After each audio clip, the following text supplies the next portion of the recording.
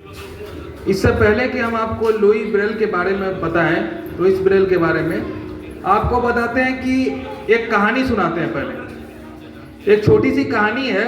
एक पहले मैगजीन आती थी बाल हंस, शायद मैंने उसमें पढ़ा था। छोटे बच्चों के लिए एक मैगजीन आती थी, तो उसमें हमने एक बहुत पहले कहानी पढ़ी थी जो मुझे याद आ रही है।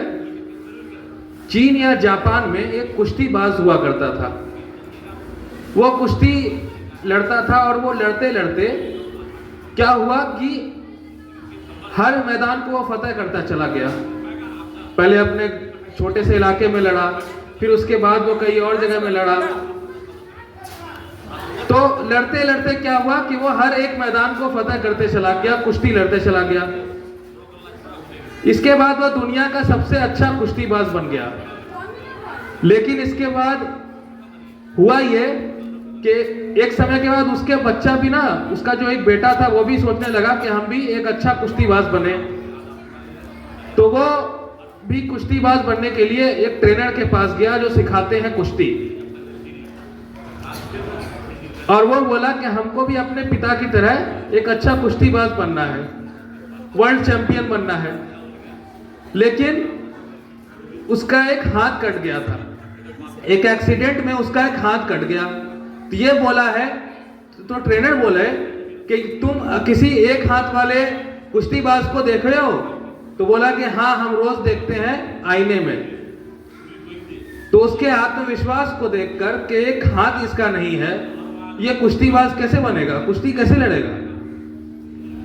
तो बोला कि मैं रोज आईने में देखता हूँ, मैं भी अपने पिताजी की तरह कुश्तीबाज बनना चाहता हूँ, पूरे दुनिया पे एक नंबर 1 होना चाहता हूँ।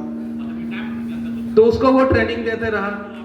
एक ही तरह का दाव पेच सिखाता था वो, एक ही तरह का। तो वो जीतता चला गया, धीरे धीरे जीतता चला गया।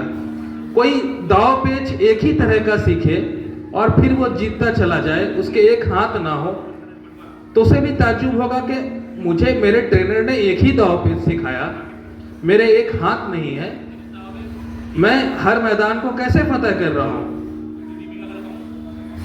तो हुआ ये कि एक समय के बाद जब वो भी वर्ल्ड चैंपियन बन गया, तो वो अपने गुरु के पास गया। बोला कि वो सब तो ठीक है, लेकिन ये बताइए कि आप हमको एक ही दाव पेच सिखाते थे और हमको ये रहता था कि हम जीत कैसे जा रहे हैं एक ही दाव पेच से।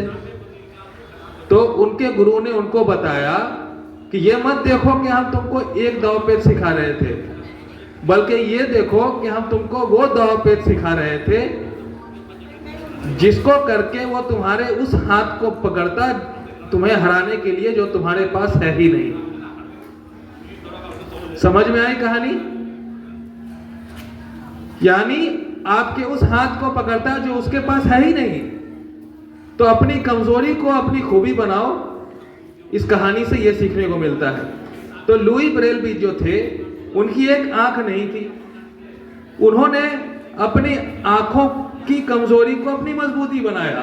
जिनके खुद आंख नहीं है, उन्होंने एक ऐसी लिपि इजाद कर दी, एक ऐसा पढ़ने का तरीका इजाद कर दिया जिसको बहुत से लोग जो देख नहीं पाते हैं वो उसको देखकर पढ़ते हैं। अब आप ये सोच रहे होंगे कैसे पढ़ते हैं? तो किताबों पे ना, जैसे किताब आप पढ़ते हैं तो वो किताबों पे वो उकेड़ा हुआ होता है। जैसे तुम नीचे से पेंसिल मारोगे किसी कॉपी को तो ऊपर उभरेगा ना उसका पन्ना। तो कई किताबें मैंने ऐसी देखी अलीगढ़ मुस्लिम यूनिवर्सिटी में जहां हम पढ़ते थे, वहां बहुत बड़ी मात्रा में एक ब्रेल का सेक्शन है, एक बहुत बड़ी लाइब्रेरी है, उसका एक छोटा सा कोना ब्रेल के लिए है, जहां जो देख नहीं पाते वो लोग वहां आके पढ़ते हैं।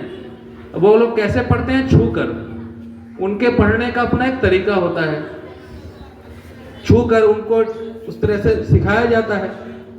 बहुत सी बातों को वो रिकॉर्ड कर कर पढ़ते हैं। कोई एक चीज है उनको पढ़ना है, किसी और से वो रिकॉर्ड करवा लेते हैं, उसको सुनते हैं और वो लोग जाके एग्जाम देते हैं। कोई और किसी और को बिठाते हैं, वो उनका एग्जाम देता है, ये बोलते हैं और वो अगला लिखता है। तो इस तरह से वो शुरू से पढ़ते पढ़ते बहुत आगे की पढ़ाई कर लेते हैं। 1 क्लास में एडमिशन लेते हैं, PhD कर लेते हैं और कहीं कहीं प्रोफेसर भी बन जाते हैं, बहुत बड़े बड़े लोग। और इन सब चीज़ों का बहुत लोगों को पता ही नहीं होता। एक स्कूल है वहाँ अलीगढ़ मुस्लिम यूनिवर्सिटी में, जो सिर्फ और सिर्फ उन लोगों के लिए है जो देख नहीं पाते या कम देख पाते हैं। अहमदी स्कूल नाम है उसका। वहाँ जो स्कूल में पढ़ लेता है वो फिर आगे का रास्ता उसके लिए आसान हो जाता है। तो जब भी आपको कुछ ना दिखाई दे रहा हो जिंदगी में कि कैसे क्या करें, तो आप लुई ब्रेल की कहानी को देख लीजिए, आपको बहुत कुछ दिखाई देगा।